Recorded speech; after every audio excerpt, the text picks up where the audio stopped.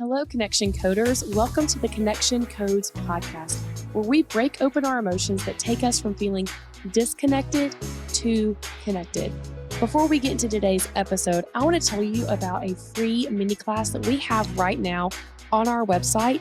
You can go to connectioncodes.co and sign up to begin your journey learning about the connection codes and the brain science of what makes us who we are and how to process the emotions so we can live a more connected life. In today's episode, we are actually going to break down a disconnect that Wes and I had last week. I am so excited for today's episode because I get to introduce my main man, my very best friend. And before we dive into that, let me tell you who I am. I'm your producer, Tera Wages, and I am here to introduce you to the founders of the Connection Codes, Glenn Hill and his wife Phyllis. Glenn is a marriage and family therapist and a clinical sexologist. And today we are going to do what we're calling case studies. And we are excited to be offering these more in the podcast, where Dr. Glenn and Phyllis are going to dive deep into an issue that a couple is experiencing, essentially a mini coaching session with them. And today, Wes and I are going to get us started out sharing an issue that comes up often in our household, honestly.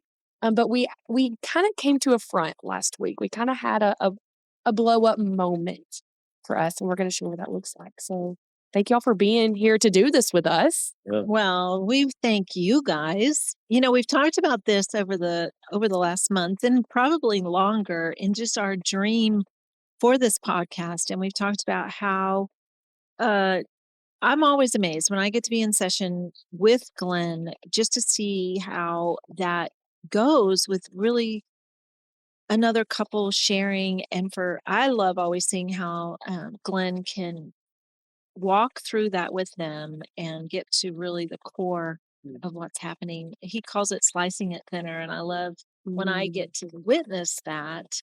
And I know that I'm a color commentator. I know that I bring to the table as well just the everyday life of what a couple is going through, but I'm always amazed to see how he can really get to the heart with a couple, even a couple that he's meeting for the very first time. Yeah. And so part of our dream for this podcast is to be able to have couples come on. And you guys are amazing because you're doing this in person. So people get to see who you are and get to hear just upfront and close what's going on at your house at times. But we want to also offer this to couples who can be anonymous. It's just a Zoom call, and your name will not even appear. But we want to do this to really show you, in a previous episode, we talked about just therapy. And, there's a lot of, I think, fear of therapy, a lot of just the mystery behind it. And so we want to break some of that down by just doing therapy in a podcast. So we thank you guys for being the first, and that you're here in person, and that people will see your faces. And so thank you for that. Yeah, for sure. I know Wes has listened to podcasts where they do therapy live, and it just all goes back to not feeling alone in what you're dealing with, and knowing there are other couples out there that are experiencing things similar to you. And so I know what we are sharing today is not unusual. I know that we're not the only ones experiencing it, even though in the moment it feels like we are. We feel broken that we can't move past this block that we have.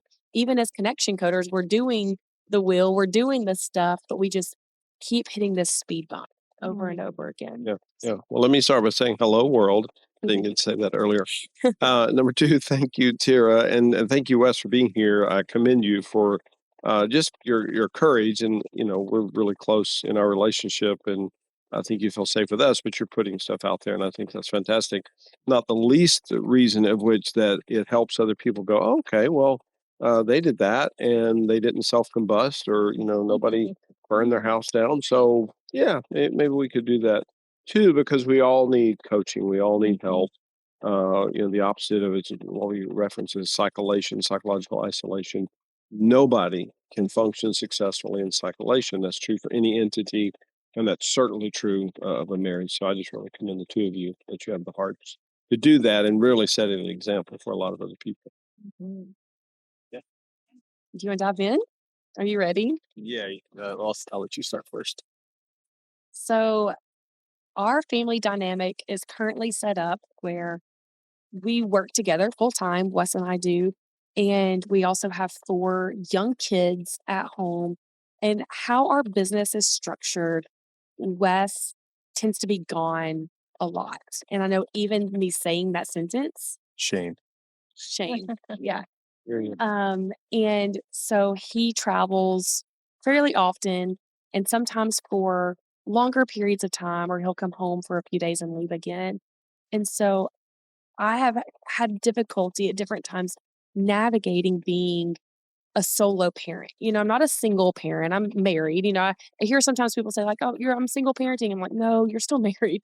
But I'm solo parenting. I'm parenting at home by myself, and there are days that are very difficult in that.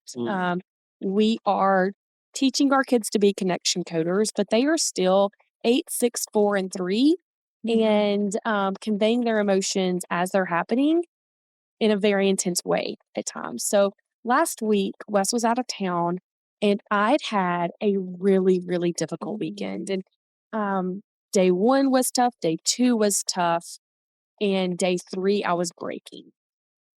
And so Wes did a great job meeting me in my pain on day 1 and day 2, and we processed together, and he sat with me in that.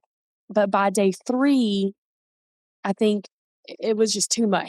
He'd hit his own wall, in that and his own guilt. I guess I shouldn't speak for you, what you were experiencing, but that night, I I I was really struggling, and it's not often that I hit those kinds of walls with him being gone, and I'd had thoughts of, "I can't keep going like this." Like, I cannot function with how things are anymore. Something has to shift, something has to change, whether it's you don't travel anymore, like, we need to find a different job, I can't do this anymore. And so I shared that with Wes, and it took a lot for me to share that with him because my personality type, I don't wanna appear weak, and I don't wanna appear like I can't do it. So I was feeling a lot of shame in sharing that. Mm. But I know for you that this is what we call trigger topics. And so I think that I'd hit a trigger topic in that moment, and you couldn't fix it. And so I was, oh, okay. Now I'll break down exactly what was happening. The kids had been really mean to me, told me they'd hated me multiple times, told me one of them said, "I wish that you would die." They had been using their words, "I wish that you were out of town and Papa was home," just over and over and over. And I can handle it the first few times, but it happened so much at that point. I was crying and in a lot of pain. And Wes responded with, "But they didn't mean it." Wow. And I immediately said, "Okay, I'm shut down. This conversation is over. Like, I can't, I'm not going to talk to you about this. I didn't feel safe anymore." And then he hung up on me. Oh, Wes made you Yeah, because we're all humans and we all make mistakes. And I've hung up on him before as well. So don't hold that against him. This is your first time meeting him. You're the best husband, but you hung up on me. And from there, things spiraled, of course. Um, I didn't want to, I told him, "I'm not answering your call again for the rest of the night." I was tapped out. And so he sent me an email at some point in the night, apologizing, of course, recognizing what was happening with him, processing it. And at the bottom of the email, he was like, he said, "I can't wait for us to practice this language that we've learned together, which is the connection codes." Like, he's kind of calling me out and saying, "Okay, Tira, you got to do this thing with me." Um, and yeah, so that was essentially the fight. Um, So fill in some blanks there, Wes, as far as what happened there you go. for you. Yeah, so when I'm working, it's usually 12 to 16-hour days. And I leave most of the time I'll leave after the kids go down, take a late flight to a city, get in. I'm up by 4 or 5 a.m. for sunrise shots and stuff like that. They're very long days. in maintaining our job. And currently, our income is on me. And so, yes, I do have to travel for work. But I have a lot of guilt when I leave and I take that flight out.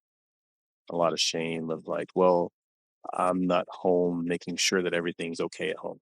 Because understandably, it's hard with 4 kids, at home. But together, we can do a great job, But yeah, I was just tired. Some things on the shoot, I do video work for a living, and some things on the shoot were a little difficult, and I'm the director, so it all kind of falls back to me. So I make a lot of decisions throughout the day. And then the thing that means most to me more than anything in the world is this thing in my mind constantly. And if it's not going well at home, I feel like I have to, okay, what can I do to rectify the situation at home and make sure that she knows that when my kids are saying these hurtful things, that's not true. They don't really believe that. But I know in the moment I did, obviously I shut her down. And she said she was done with the conversation, and I hung up, anticipating her to hang up, honestly, but she didn't, so we can't say that.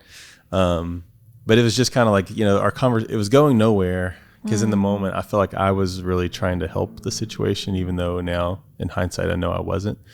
And I was doing this all kind of based upon a kind of stressful workload. And that's typically what happens. And I'm just, the entire time I'm gone, I'm hit with guilt because, well, I got to go like support and feed my family, so I got to go work.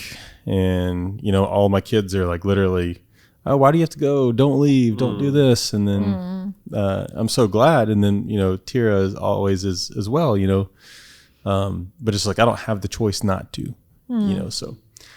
But yeah. And, of course, I called her back. She didn't answer.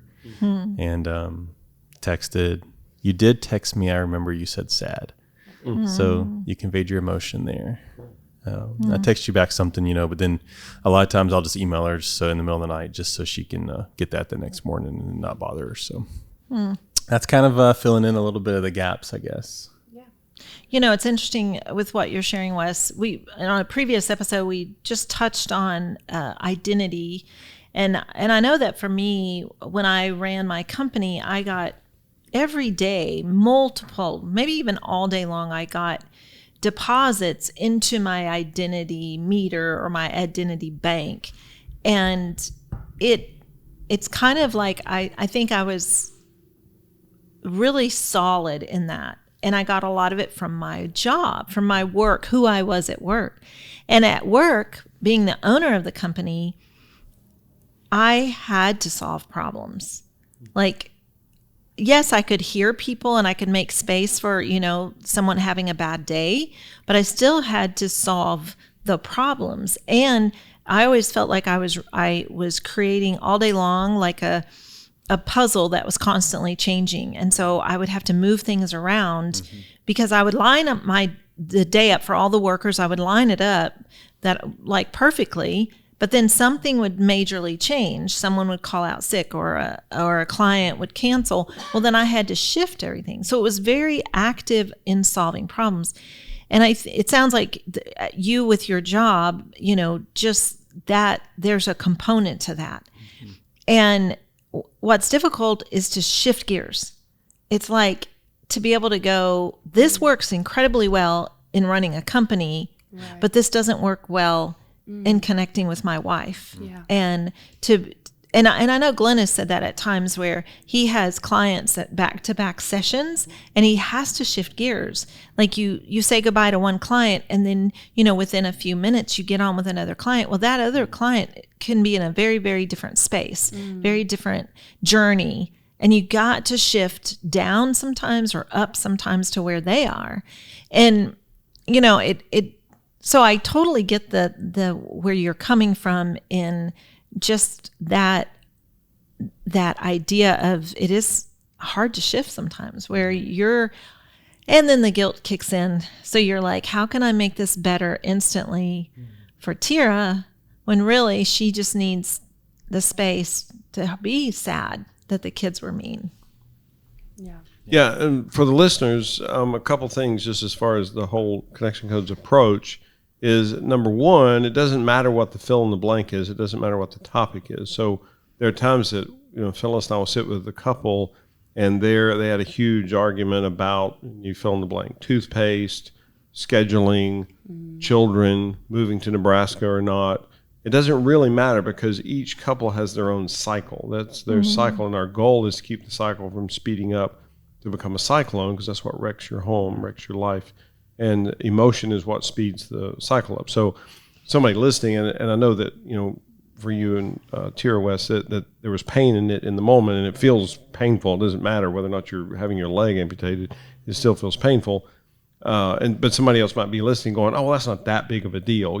Well, number one, it was for you. And number two, well, it doesn't really even matter. It doesn't matter what the fill in the blank is. It doesn't matter what the topic is. It's all the same cycle, because these are just two humans, and this is what happens for them. Then number two, we always want to go back to the first unprocessed emotion.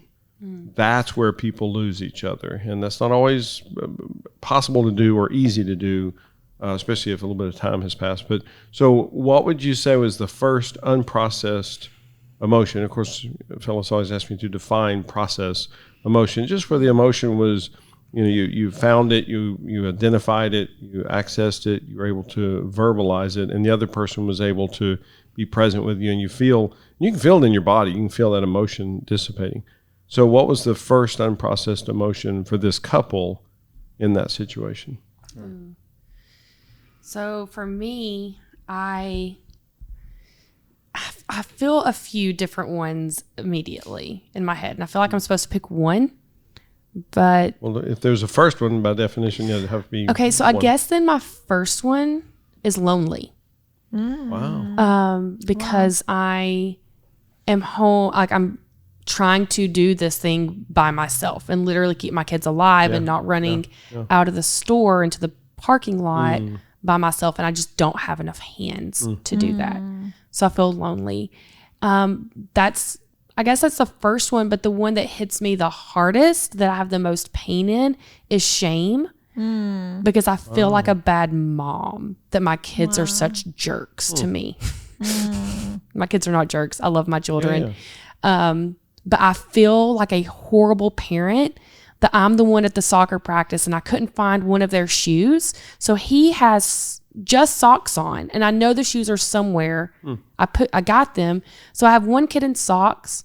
I have another kid refusing to go out on the soccer field to do what we came to do, while these other parents are like looking at me. I have another one that's continually running off from me, and I have one just saying, let's just go. And so I'm managing these humans, and I have shame that I'm the bad mom. I'm the hot mess mom. So I love you so much. I'm making myself not laugh, but I really you want can to laugh with me at you this can scene, because you're very descriptive, and I can see this happening. It was a experience. Yes, for sure. Yeah. Yes. I almost want you to retell it, because I think the listeners let me laugh. But I also think the listeners are, oh my gosh, we've all been there. Exactly. Yeah. And it's like, I totally get the shame in that moment, because in that moment you think no one else has been here. Oh yeah. And I am the hot mess. Yes. And this is what they make movies about. Right. Oh, and yes. so there are about 7 great memes just in that one for story. sure. Well, I didn't even. That one scene. We have Jack's for dinner because we didn't have time to go. I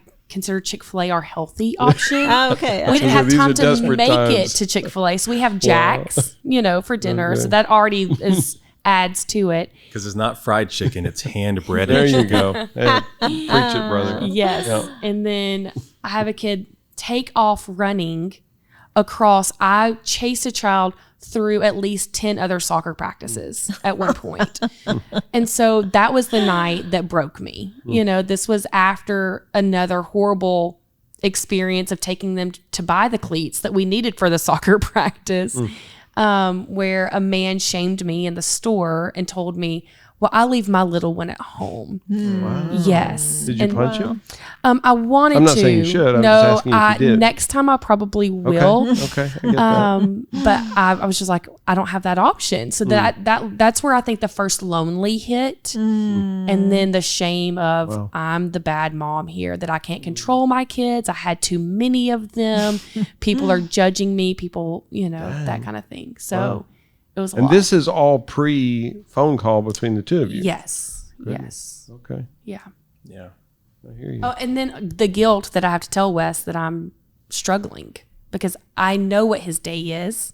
And so I usually when he's out of town, I try to keep the hard parts from him because I don't want him to have that balance of, well, things are falling apart at home. And so I should be there. And then he feels the guilt of being there, not being there. Yeah, I think that's us trying to guard each other from our emotions. Well, let me ask real quickly, Tera. So if Wes stepped on a nail on the job site in Minnesota or wherever he is, would he feel pain, do you think? Yeah. And then if you simultaneously or 10 minutes later, an hour later, stepped on a nail at home, would you feel pain? Yeah. Well, you couldn't. You couldn't feel pain because he already felt pain. And if you feel pain and then tell him your pain, you're adding to his pain. So we're not going to allow your experience or, and we emphasize this over and over again. You have the right to exist. You have the right to experience what you experience, and you have the right to convey that experience. I don't really care what's happening with Wes, and I care about Wes's experience deeply.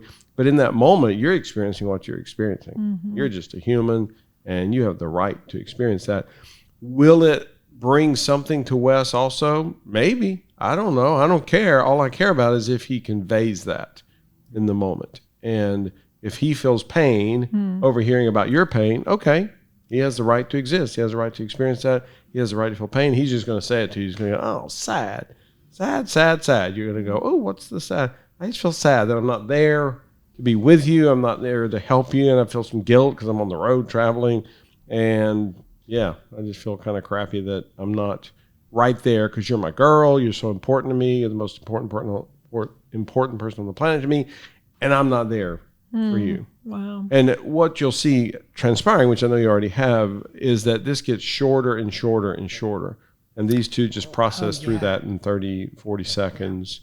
Whereas for Phyllis and me 30 years ago, that was a 3-week conflict. Oh, and I can attest to that even with this. This was a pretty big disconnect for us recently, but we were able to see each other. The last disconnect was over cheesecake, so It's true. That's a good story too. And that's That should be an episode. Cheesecake Let me is tell you. so it's Yeah, well, but what I was saying is that typically this would have sent us into weeks, weeks of struggle.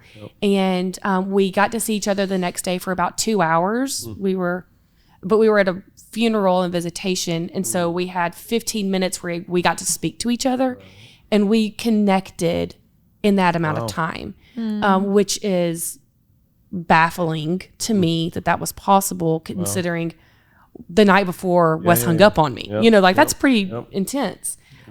So Wes, what was your first emotion? Unprocessed emotion. I would say guilt. And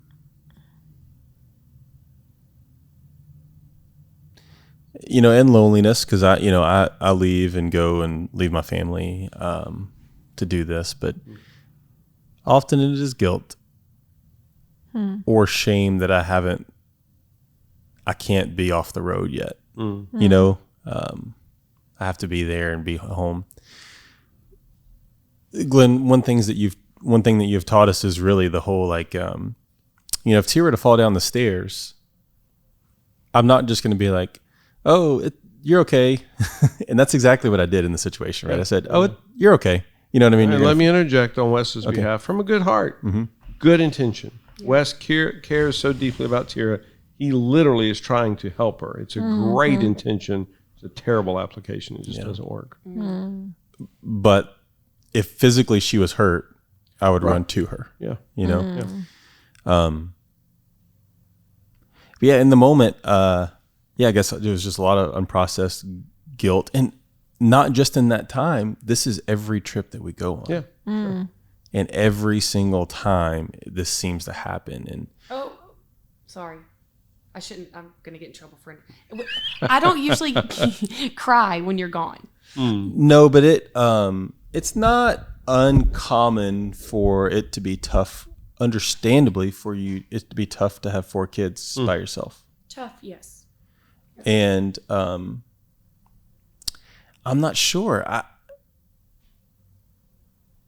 I don't think that I could say on the phone call when she's telling me that the kids have been horrible and that she had a guy at the store. Oh, I felt so sad and angry in that moment. You know, this man at the store is like, you should leave your kid at home. I don't think that I could be like, oh, Tera, I just felt sad. I felt a lot of guilt today for this. So let's move on. Help me get that. You don't think that because what? I guess like if I were to just to tell you in the moment, like, oh, I feel really sad for that happening. Well, let me check in. Yeah. How did it go? Well, it didn't go well. So my point is, so it didn't work. So let's try out a new plan, a new route. Yeah. And if it doesn't work, we hadn't lost anything. I assure you, now I'm not saying you certainly don't want to interrupt her, but even as she's sharing, and you'll see me do this with Phyllis, you'll see me do this with you, you'll see me do this with people, that literally in the moment I'm processing what's happening with me. I'm like, oh, sad. And I'm a human. I'm allowed to experience things, and I'm just like a 12-month-old. I'm going to convey it as it happens. So yeah, I don't want Wes to just. I'm never going to say to any human. I'm not going to say to Wes, dude, just shut up. I don't want to hear about what's happening with you. I need you to be a cyborg or a computer in this moment and just be present with her. It doesn't work because now we've told you Wes not to be a human. So in that moment, she's sharing what she's sharing, and the emotion almost becomes an ooh. I mean, it just becomes part of your being present with her. And literally you're just going, oh, sad, feel some guilt there. And you're commentating yourself in the process of being present with her. So I would encourage you to try that for 6 weeks and then shoot me an email. Let me know how it goes. Because mine and Tera, I'm speaking for you, it's always dangerous, but Tera can hear all that. That won't even faze her. Will it be an adjustment? Will it be a new language? Yeah, probably, but she can hear that. And we don't have an option anyway because you're already a human. So we can't tell you to stop being human, at least for a little while. Yeah. No, you're just going to commentate yourself as it's happening. Now, Tera, if you want to get extra credit, you go back, 45 seconds later, a minute later, and go, so baby, you mentioned the guilt. What was happening there? Oh, I just feel a bunch of guilt that I abandoned you. No, you did it for a good reason, good intention. I get that. But I feel like I abandoned you. I left you with these 4 wonderful monsters, and you had a tough time with them. And I really get punched in the face with guilt. I mean, that's pretty close, isn't it? Oh, totally. Yeah. That's just what's happening. And honestly, Glenn, a lot of times I feel shame in saying this, but I'll just tell Tera, like, don't go to the soccer game. Because I kind of know it's, I've done the same thing. It's difficult. Yeah. They put you in these small little middle of the fields and you're like, oh, keep this 3-year-old right here and don't let them run off and go onto another field and don't go across this fake box, It's difficult. And then there's 2 others. And so I'm just like, T, why don't you just sit this one out? Just because I don't want her to feel those things. I know that's not the right thing to do. Well, hearing you guys, I was thinking about a huge disconnect that Glenn and I had years ago. But it brought a lot of stuff out. And it was, I had gone on a trip with a bunch of girlfriends. And it was an epic trip. It was her 40th and we went to Lake Tahoe. It was just a dream. And when Glenn picked me up from the airport, we were giving several of the other girls a ride home. And we were just chatting. I mean, like, all of us girls were just talking about how epic this trip was and just going on and on. And, we were basically still facing Glenn. I mean, we were still just so in the mode of we've just had the greatest vacation party, like amazing. And then we dropped off the last person, and I then tune into Glenn, and I don't remember the words at all. But it was like a fire hydrant of stuff coming at me from him. And I was so blindsided because and confused, like, what is happening here? And it was ugly, back and forth, just ugly. And we got home, and I, in those moments, and I bet this is how that night was for you guys, when you're laying there in your bed and you're thinking, can life be any more painful right now? Yeah. Like, you just want to go, none of this is worth it. Yeah. What are we doing? Who are we kidding? And we got home, and I just thought, this is unbelievable. Like, all the fun and all the joy of what I just got to experience is now just annihilated. And so we went into our master suite, and I got the core emotion wheel out. And I said, will you do the wheel with me? And Glenn did not want to. And I said, I'll go first. And I did the wheel. And that's hard to do when you're that off. Oh, my word. And yeah, props for saying that you'll do it first. Yeah. In that moment too. Yeah. And I was very vulnerable and shared what was happening with me. And then I could see that he was like coming down a little bit. And so then I asked him to do it. And the biggest thing that came out of that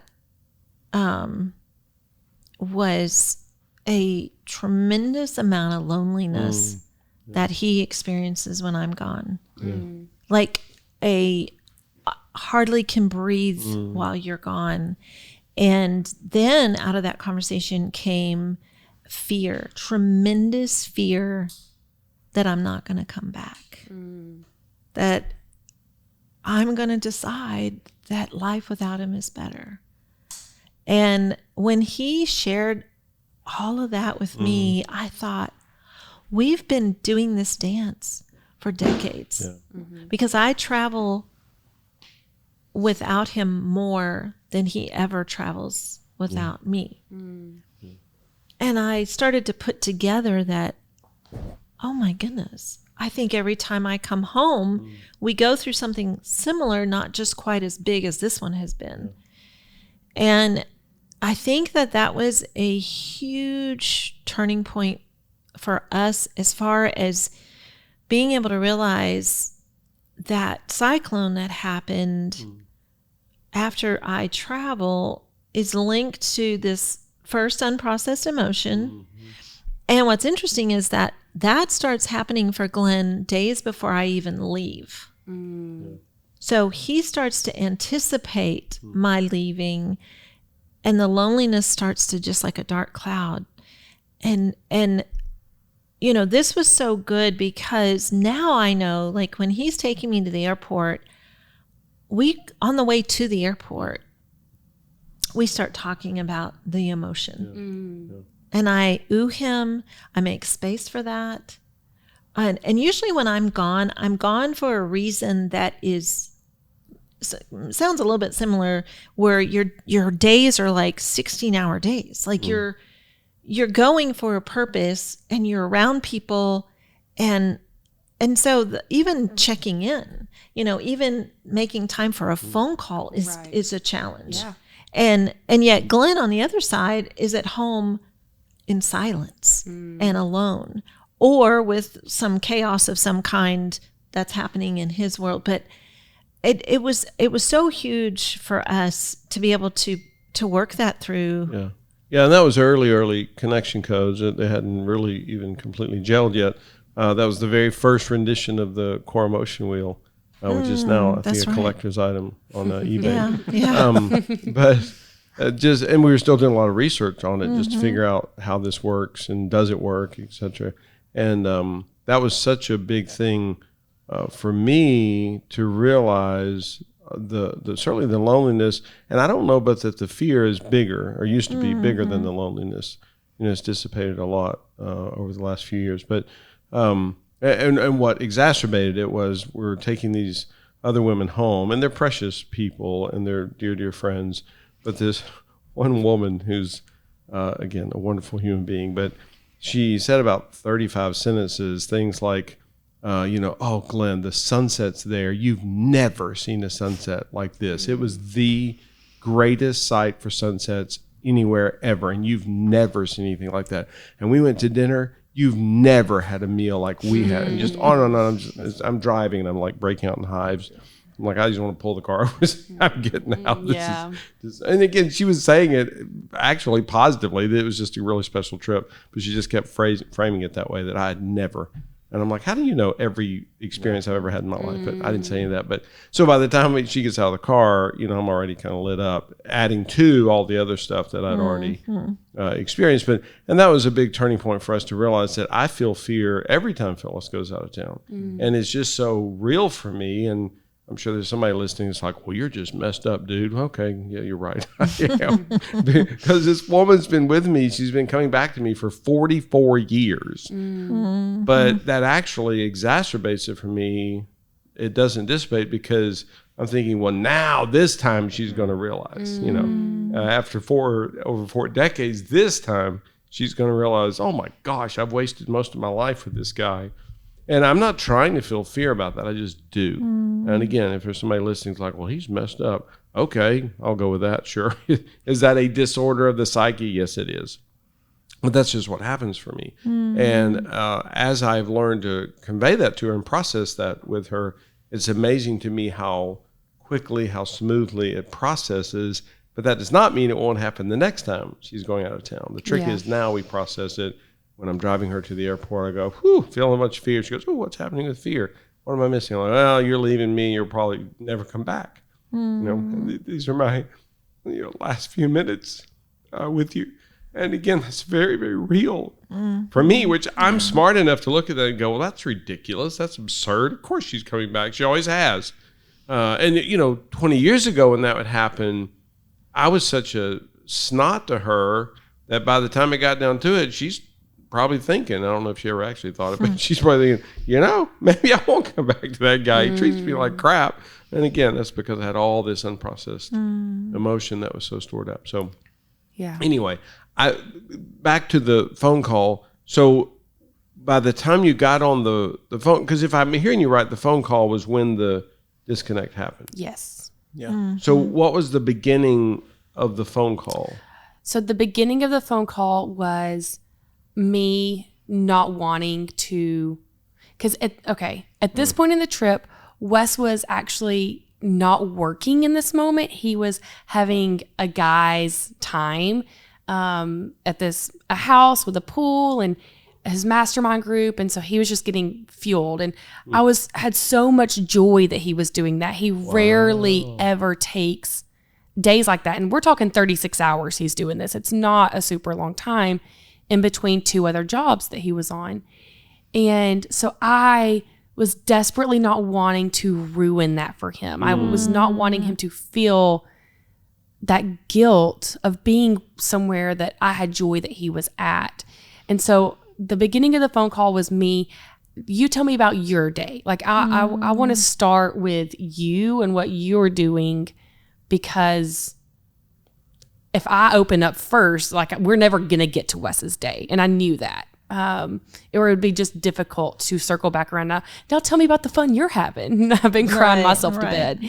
I'm going to have to disagree. I don't think you'll find that that's true. Okay. He can experience joy while you're feeling pain. We just haven't we just haven't gotten to that point yet, because this is such a deep struggle for us of him being gone that oftentimes he doesn't even like for me to tell stories about, well, Wes was out of town and we did this, because it's a pain point for him. And so we haven't gotten to a healthy point with this emotion. Mm-hmm. I don't believe you. Okay. Yeah. every single time. I mean, on our own podcast, I feel like I'm always introduced as, this is my husband, Wes, and he's gone a lot, you know. Wow. It's an identity thing. Wow, I get that. And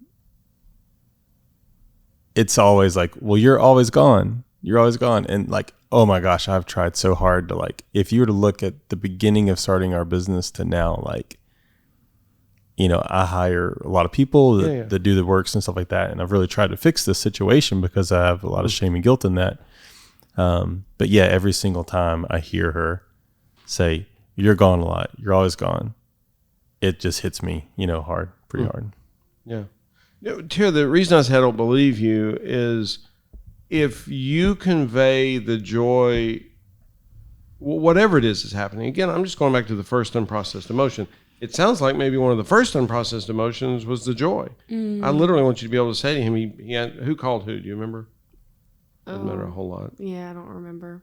Not at that point in the day. But anyway, first thing you do when you get on the phone, literally to say to him, I'm feeling so much joy that you're getting to do an unplugged time and chill out and relax. And there's just joy, joy, joy. Yeah. And I had a tough day and there's a bunch of pain happening over here. And I feel some guilt because I don't want you to experience guilt. And I feel, well, it's probably fear. I feel some fear, and I'm speaking for you, Tara, so No, wave something. you're on point. You're good. I'm feeling fear that me sharing all this with you will, you know, really be a detriment to you because you're really important to me. You're valuable to me. I don't want to hinder you, but I do want to be authentic with you and let you know what's happening with me. I think you might be surprised. What you saying to him, I feel so much joy that you're getting to experience what you're experiencing. Because here's the problem. Wes is a smart guy. He knows something's happening. Yeah. And he is going to fill in the blanks. And that's not a compliment, Wes. Smart is just a description. You are. I mean, you're an intelligent person, and you're going to fill in the blanks. And you're going to fill in the blanks with probably 11 things, 9 or 10 or more of which are not accurate. So now they're in real trouble. Right. Because he knows all these things that Tara hates about him and that she's probably, who knows what, going to leave him in the next 3 weeks or something. I mean, there's no telling where his mind would go. And that's why smart people are difficult to deal with because they think too much. So, I would just encourage you to try it. I think you might be surprised how it takes you. Well, no, I love recognizing that because my instinct of my first unprocessed emotion was not joy, but hearing you say it that way and him answering the phone or me answering the phone being like, I have joy that you're there. And now I have fear that I'm about to, you know, cause you guilt. But I'm having a lot of shame right now. Like that's hitting 3 different emotions that, you know, That was 5. Well, I was experiencing the whole wheel that night. There you go. Exactly. There was not an emotion that had not been touched by me for sure. I was flooded at that point. You know, we talk about, if this is your first time listening, flooded is just when you can't even think straight because you have so many emotions. And let me interject. That's a human condition. That's not a Tara issue. Yes. Oh my gosh. Well, Tara needs therapy. Tara needs medication. Tara needs to be in an institution. No, she's a human. That's what happens for every human on the planet. Not just Tara, who's this broken, damaged, messed up, weak. But no, she's called a human, and that's true for all of us. Right. And so that's where I had been. I was completely flooded. And so I was struggling even navigating how to do that in the right way. But hearing you say it this way, like I need to write this sentence in my phone because I experience it a lot. So the next time he's out of town, I can immediately start the conversation with, I have joy that your shoot, you know, has gone well or this, and meet him where he's at. And then be able to share as well. Yeah, and we always say there's 2 weird things about the connection codes. The first one is the identity piece, because nobody says that. Nobody says, I receive identity. I lose identity. I've never met anybody that's not a connection coder that says that. And then the second one is the joy piece, to actually say the joy. You know, I don't say to Phyllis, hey, babe, thanks for doing that. Well, no, that's not wrong. You can say that all day long. You know, I don't say to Phyllis, that was really great. Well, that's true. It's not wrong to say that. But I literally say to her, I feel so much joy that you did that. And we convey that to each other, I have no idea, 12, 2, 3 times a day. And we did a good bit of research on this, just watching how people respond, you know, reading brain scans with people, that when I convey joy to Phyllis, it tickles her. When I use the word joy, it tickles the pleasure center in her brain. And she doesn't try to do that. It's just work. And again, I can say thanks for doing that. That's not wrong. But what we noticed was that people are not activated the same when you say the word joy. And we even did researching joy versus happiness versus gladness, because some therapists use the term happy, some use the term glad. And I'm not against that. I don't care. But we just found that joy was far more activated in a positive way, in a good way, than using the words happy or glad. Yeah. No, I feel that, even just the word joy in comparison. Yeah. And I want to say right here too, because I'm here as both someone who needs help, but also thinking about this from a listener perspective of when Wes was sharing, he said, I feel like we have our own podcast. It opens up, this is my husband, Wes, and he's gone a lot. That has never been said. But that doesn't mean that's not what he is hearing and what he is feeling. Yep. And so for me to recognize that is how things are being felt by him, because how you feel, how it's conveyed to you matters way more than the actual words that are said. And so that's important to note. Yeah. How do we work through that? Can I just tell Tera, like, just don't say I'm gone a lot anymore? You can ask her. You can ask her for anything. Yeah. She has the right of refusal. Every human does. So we've had this conversation because he wants me to stop saying, well, Wes was gone and we did this, or what I want you to say is, sometimes Wes has to travel for our family to support our family. Which is what? Connection Codes language. identity. That's an identity issue. Totally. Because what she just said, if I'm hearing you right, and I'm not talking about you, Tera, I'm talking about his wife. What his wife just said was, this guy abandons his family. He doesn't give a rip about us. He's off gallivanting around the planet. He's off having an adventure. He leaves us. That's how little he cares about us. I mean, isn't that close? 100%. Yeah. Wes is switching right now, if you're watching this, and you didn't have your face on whenever he said that.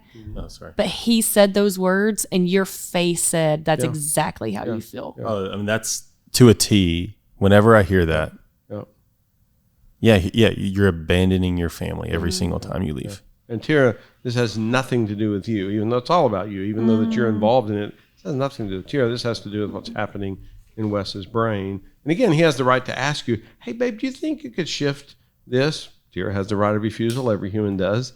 My impression is, because I know Tera and Wes pretty well, that she would be like, yeah, I could shift that. Well, truthfully, because you're right, I've never heard it said that way. Right. Yeah, exactly. Every time it's ever come up, it's, hey, don't talk about me being gone. Right.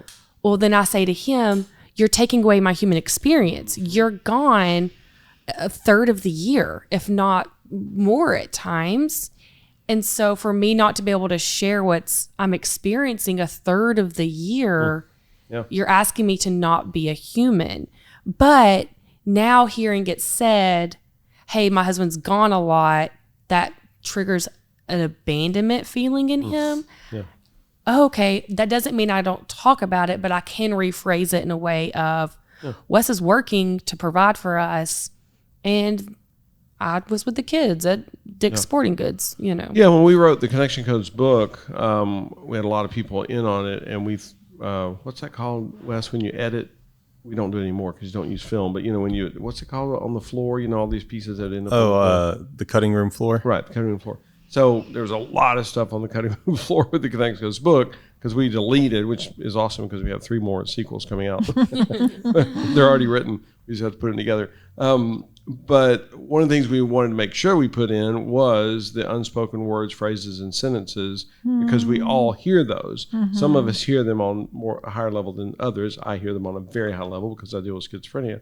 So I experience things that didn't happen. I experience more things that didn't happen than most people do. But in that scenario, and again, is why we try to depathologize disorders of the psyche. It's not that Wes needs to be in a straitjacket or on meds or, he's just a problem.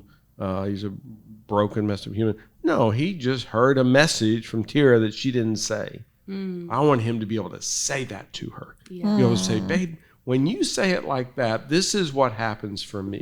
There's pain in it. There's shame in it, because what I hear you tell people is that I'm a derelict husband, a derelict father, or whatever. I don't have to fill in all the blanks, because that's real for you, dude. And you're not trying to experience any of that. That's just what's happening. I don't care if it happens. All I want to shift is you telling the girl, because when you tell the girl, it's a position of vulnerability. It draws out her safety, and she's just present when you go, oh, well, dang, wait, what? That's what happens for you there? And, back to Phyllis in my situation, when she gets it that, oh, he's getting hit with fear that I'm going to leave him.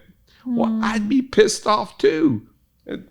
I'm talking about Phyllis's perspective, to realize no wonder he gets irritable 3 days before I go out of town. Right. Because he knows, I put knows in quotation marks, he knows I'm not coming back. Would you be bothered if your wife's leaving you in 3 days? Yeah. And again, none of that is quote unquote real, but it's real for me. And the difference between Glenn now and Glenn 30 years ago is I used to tell the girl, like, feeling a lot of fear, because you're going to wherever, you're going to hang out with so-and-so, and they adore you, and maybe not 100%, but there's a pretty high chance that you're not going to come back to me. And again, she doesn't try to reassure me. That makes it worse, not better. She literally just oozes me. She follows my energy. She goes, oh, so what else happens for you there? And I'm like, I know there's going to be a lot of loneliness. And she goes, oh, yeah, I get that. And again, I'm startled, as mesmerized as anybody on the planet with the connection codes, because it works. And we process through that literally in 30 seconds. And I always say, if you told me that 25 years ago, I'd have punched you in the face, because I would have thought you were making fun of me. Because to this day, I'm like, dang, that was like 30 seconds and we're good. Yeah. We're rolling. Yeah. And that does not mean it's not going to happen again in 10 minutes or an hour this afternoon or tomorrow. We'll just do it again then. But it's so fast and it's so efficient and so effective. I do want to say, in regards to that, you're not the, earlier you were saying people may think you're strange for having fear when she travels. I was out of town this weekend, and Wes processed his fear with me of me being gone multiple times over the weekend. Almost every night when we were on the phone, we processed his fear of me being out of town and him being the one at home. Amazing. And so you're not alone in that. I think that's probably a very common struggle of people who have a spouse that travels a lot. It's just not one that we ever talk about, Right. because we feel like we're the only, Well, and it sounds so stupid. it sounds stupid. I mean, but anybody could look at that and go, what? This woman, there is not a more loyal woman on the planet. I'm willing to put her up against me. If I don't know, is that an Olympic sport? Loyalty, the loyalty Olympics. Phyllis would win a gold medal. Maybe there'd be a tie. I don't know. But anyway, so I'm a smart guy. I know that. I'm not trying to make a case that, I'm pretty sure, I found all these texts where she's been talking to 3 guys. No, I know that, but that doesn't, supersede what happens for me. Yeah. Just the emotion of it. Yeah. Again, the trick is I just process it through with her when it happens. right. Yeah. Well, Wes, how do you feel? What's happening with you? Yeah, I feel like you and I, that now that what happens with me when you say those things. Yeah. And I do to my core feel that abandonment thing, that I'm leaving my family, and have a lot of joy that maybe when we talk about that now, I can reiterate that and process that with you, because sometimes you may not get it every time, right? So I can at least just process that with you so that you understand and you can ooh me. Yeah. And I'm sorry to interject, but I promise you, Tera will miss on this sometime in the next week, month, year. I don't know.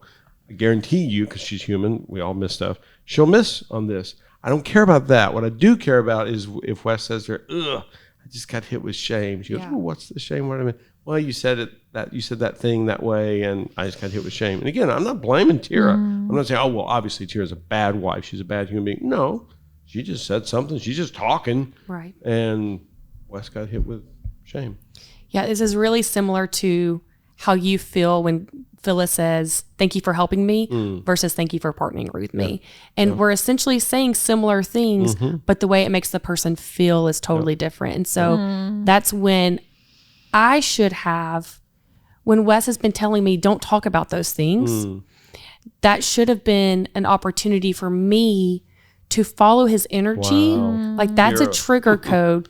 Follow his, amazing. find out what is Love it. happening there, because I just was hearing him say, don't talk about your human experience. I was making it about me. And so again, which we talked about this on a recent episode of when there's something off with your spouse, when they're responding to you in a way, that's the opportunity to follow the energy and find out what's happening. So honestly, I went into this episode because I've processed this with Phyllis, you know, not really knowing that I was going to get this much out of it. You know, like honestly, I thought that we'd already worked through this with y'all. Wes wasn't present, but this has been mind blowing for me. Truly. I feel like this is such a pain point for us on a consistent basis, because again, we're experiencing this often and it's a disconnect. And now we have the opportunity to really flip it around. So thank y'all for this. We end each episode by doing the core emotion wheel. Can Wes and I do it today? Oh man, that would be I incredible. literally was sitting here thinking, I think they should do the wheel. That'd be Okay. amazing. Wow. Okay, so you can't hold it, Wes. That's one of the rules. You gotta Right. put it down. Okay, you want to go first? You want me to? You can go first. Okay. And I will just say this, you know, doing the wheel and 4 minutes less a day is awesome, but what means so much to me is a topic specific. Oh, we do it a lot. Yeah. And that just helps because, hey, let's just work through this really quick. And wow. it helps a lot. So, Yeah. yep. Okay. Let me do it. Yep. Anger. Okay. I'm going to be thinking about that night, or should we do it in general? Are we talking about the topic? Yeah, we'll go. We'll see. We'll see how I'm feeling. I feel anger that you hung up on me.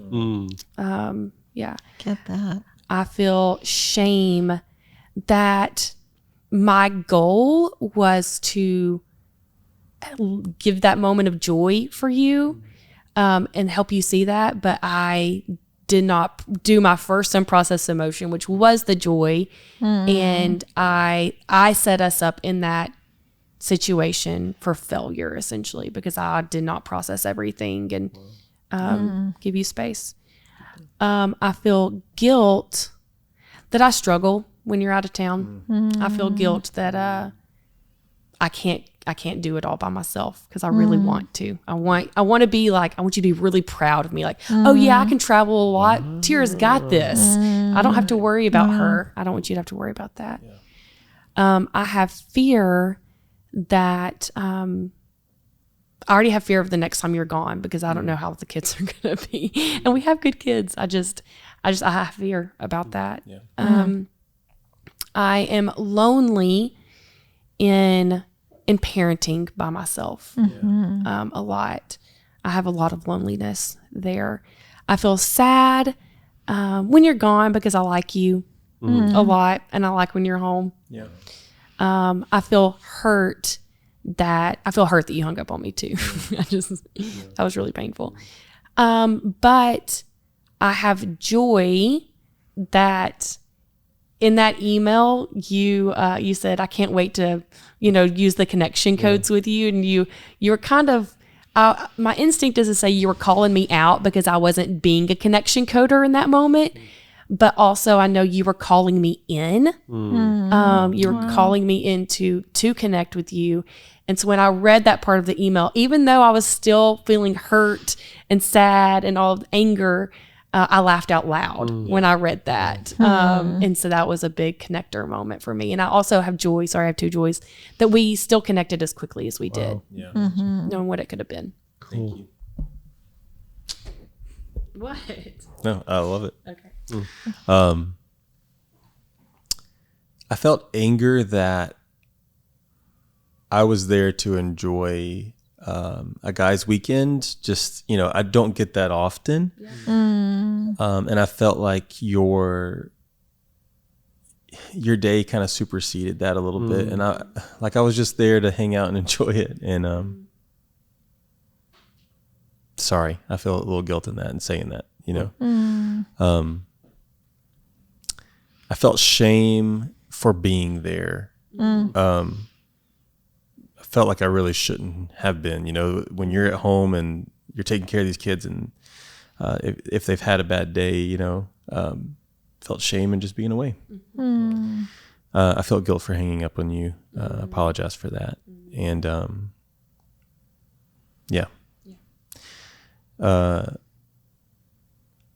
I felt fear that you would leave me. You know, of that you're done with being a mom is too difficult, and that you know, that I wanted to have 4 children and you didn't, and that you're ready to go. I felt lonely in the moment. I was with other guys, and I felt lonely. Like, oh, are they in a disconnect or a fight with their wives? Probably not. You know what I mean? Like, even though we all know that it happens and stuff like that, but just felt lonely of like, I'm dealing with this right now. I felt really sad that I wasn't just present with you, because that's all I longed for, really, just to work through this. Or sad that since I hung up that we couldn't work through this, because obviously I set us on this path. I felt hurt that you didn't answer the phone when I called you back. I felt joy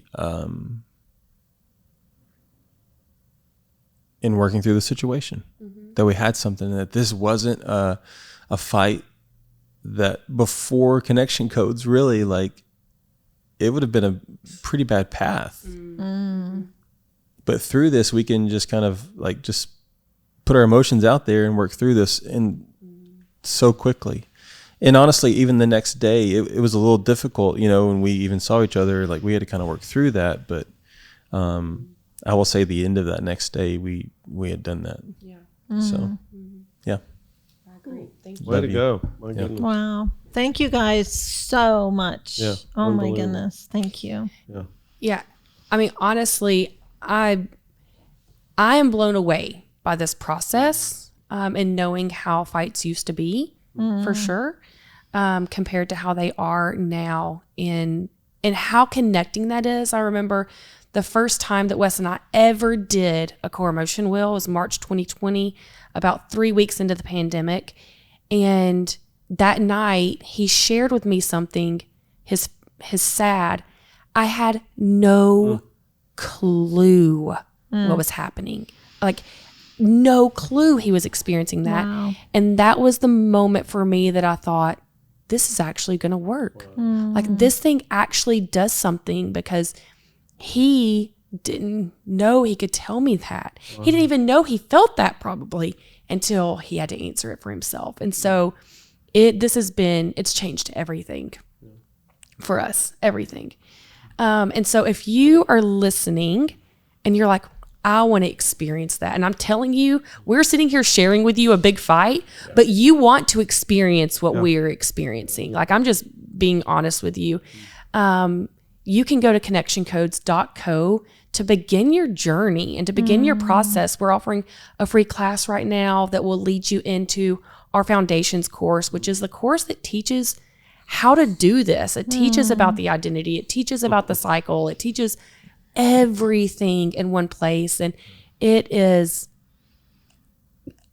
a life-changing. And so I'm also so excited to have more couples on here to do this, to learn from each other and to see, because someone else was listening to this today thinking, oh, I identify this. And you may send this to your partner because you're out of town a lot, or he's out of town a lot. And you're able to put together your own emotions by hearing what we're experiencing with each other. So I have joy in that. So if you have not left us a 5-star review, today is the day. Do it. Share this with your best friend. Share it with the people on your Instagram so they can also experience this type of connection. And thank you. Thank you, Wes, for being here. Yes. Yeah, anytime. much. I mean, we could do these sessions all the time if you want to. I mean, it helps so much. I've already volunteered us. We're going to do a sex one soon. So Game.